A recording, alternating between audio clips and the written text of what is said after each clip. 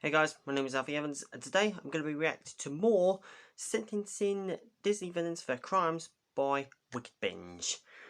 Now, I freaking love Wickedbinge, and I'm sure you guys would like them too. So without further ado, let's get into it. 3, 2, 1, play.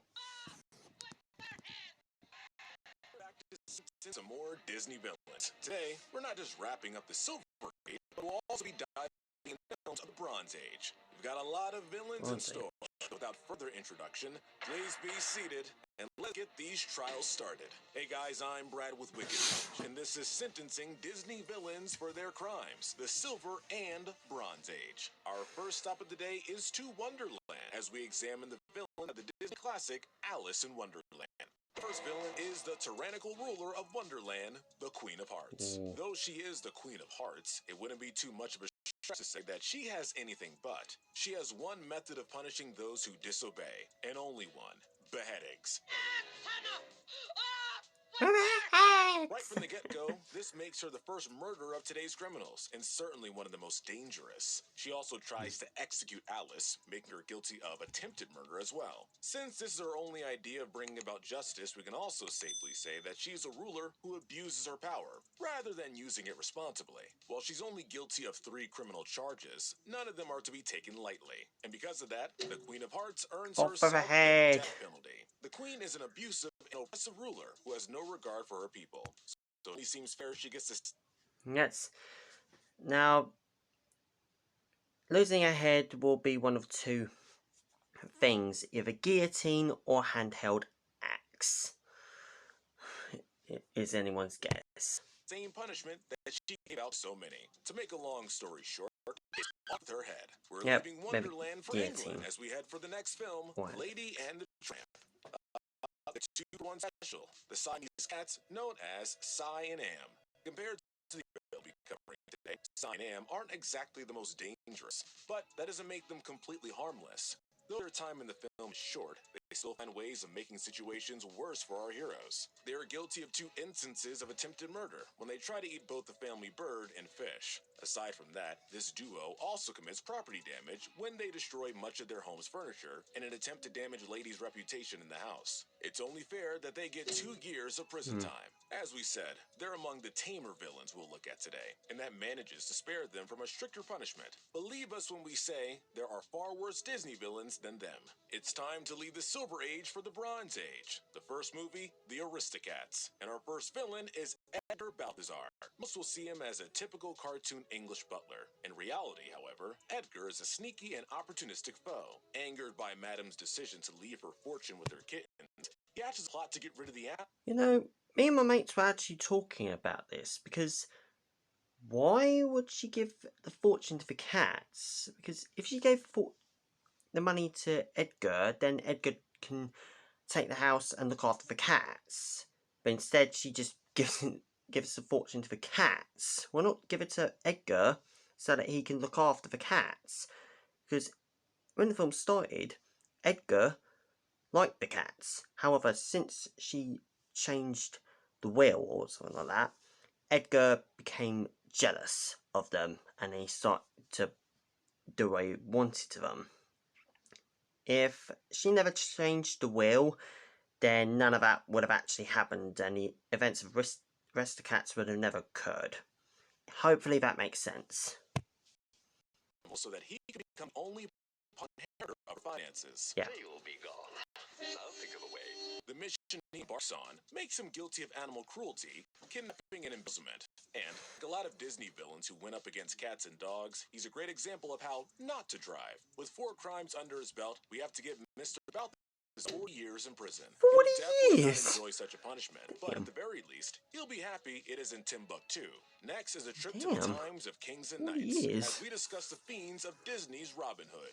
First, we have Prince John. Prince John is, in essence, the textbook example of a corrupt and self-absorbed ruler. John cares not for his people, and instead hoards both his riches and his attention toward himself. But when the going gets tough, Prince John is quick to show his true colors as a helpless and cowardly lion. Being a corrupt prince, many of John's offenses go without saying. He abuses his power by using it only to make himself richer. Double the taxes, triple the taxes. John is also guilty of usurpation and treason, as the only reason he's on the throne is that he tricked his brother to go out on a crusade. And, rather obviously, Prince John's many attempts to stamp out Robin Hood and his comrade mean he's attempted murder on several occasions. So we give John a life sentence in prison. Considering his offenses, he could have easily gotten the death penalty. But since he's only so dangerous of a criminal, that didn't feel necessary in this case. That being said, he still remains a scheming individual, so it would be best if he was removed from society. Prince John might no longer be the ruler of his kingdom, but can at least be happy that he's now gotten a whole cell all to himself. Prince John might be the villain of Robin Hood, but no ruler is anything without minions to follow them, especially one as cowardly as him. And while many serve him, none are as loyal as the Sheriff of Nottingham. The sheriff is very much Prince John's personified fist. While John spends his time counting money in his castle, the sheriff is one who carries out many of the prince's tasks. Just from that little bit of background, we can go ahead and consider him guilty of aiding and abetting. He steals behalf of John too, making theft another offense. The family that saves together pays together. He falsely imprisons several Robin Hood's allies, being the only villain in this video to do so. While the Sheriff of Nottingham doesn't commit as many crimes as his prince does, he's still heavily involved in many of his schemes, more than any villain in fact. Because of this, we give the sheriff the same sentence we gave John, life behind bars. Since he was John's right-hand man, it feels appropriate that he gets the same kind of punishment that his boss got. Look on the brighter side, now Prince John has a bunk buddy. Next is Sir Hiss. Sir Hiss is another one of Prince John's henchmen, but he's not nearly as well regarded as the Sheriff of Nottingham. Sir Hiss tries his best to advise his prince on situations, but John rarely listens. While he doesn't listen to Sir Hiss most definitely listens to Prince. That already makes him guilty of aiding, much like the sheriff. His other major offense is brainwashing, an ability he uses to ensure that King Richard would be gone, so John could take the throne. Sir Hiss isn't as evil as either the sheriff or Prince John, but he's still a cunning opponent, who should be treated as such. We have to give this snake 30 years in prison. Sir Hiss avoids a longer duration in jail due to having fewer offenses, but considering how he manipulated the literal king, we hardly think he should get off easy. Now we just have to create a cell that he can't wriggle out of. Alright, the last from Robin Hood is Captain Crocodile. He isn't a direct henchman of Prince John, but considering his actions during the film's archery tournament, he might as well be. During this scene, he not only aids John in his effort to apprehend Robin Hood, but also tries to kill him. Captain Crocodile has the least amount of screen time of any villain in the film, but don't let that fool you into thinking he's less dangerous. Due to his role in Prince John's evil plan, we sentence this captain to 20 years in jail. Crocodile gets off easier than some of his companions, but it'll still be a while before this crocodile roams free. Alright, our next movie is The Many Adventures of Winnie the Pooh. Coming to the stand is the duo that is Heffalumps and Woozles. They're featured only briefly, having less screen time than any other villain on this list. But they are the closest thing this film has to an antagonist, so why don't we put them on trial, huh? Appearing in a dream sequence that Winnie the Pooh endures, these polka-dotted pets scare the daylights out of him and try their hardest to apprehend his precious honey. That's the only real crime, theft. And even then, it's important to remember that this is a dream sequence, so we sentence them to a round of community service. Since they don't do anything of actual malice in the film's reality, it would feel a bit weird to sentence characters for something that happened only in a dream. Beyond that, we think Winnie would want to see them atone for any trouble they've caused and work to become better people. That certainly fits the film's world. The last film of the day is The Rescuers. The first villain is Madame Medusa. Medusa is infatuated with recovering the sacred diamond known as the Devil's Eye, and she'll do anything she can to get it. She brings an innocent child, Penny, into her mission, which already makes her a kidnapper. Madame Medusa is also abusive to just about everyone in the film. Her interactions with Penny are an example of child abuse, and she's not any nicer around animals either. When Bianca and Bernard arrive to save Penny, she quickly tries to dispatch them with anything she can get her hands on, showing that she's not above attempting murder. And of course, her attempt to steal the Devil's Eye adds a theft charge to her list of crimes.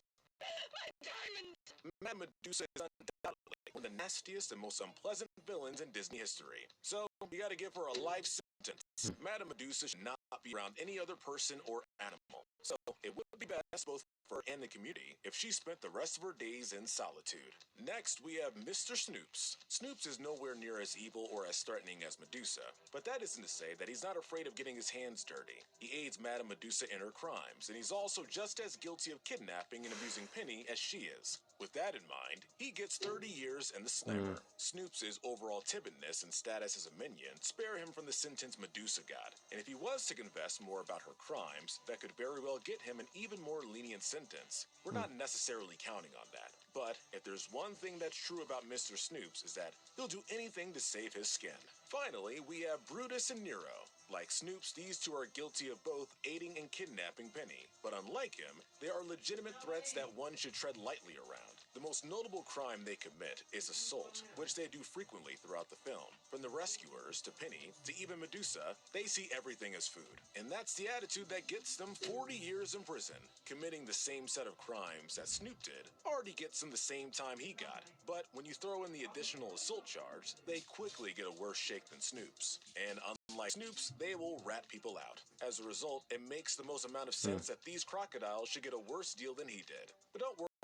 All bad news for them. They'll at least look a lot more useful when they do get out of prison than either of their bosses will.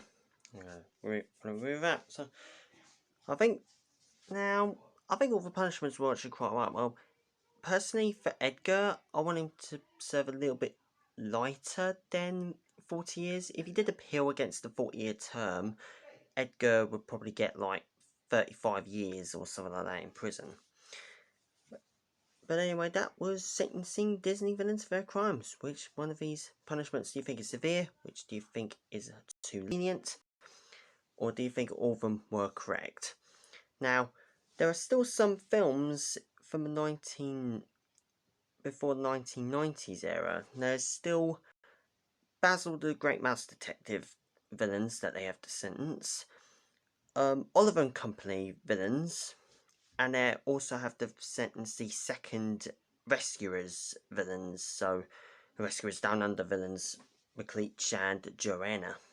But anyway, that was, like I said, that was sentencing Disney villains for their crimes. I don't know what part that was, but anyway, make sure you like, share, and subscribe if you haven't already, and also go subscribe to Wickedbinge if you haven't already. And as always, until next time, peace.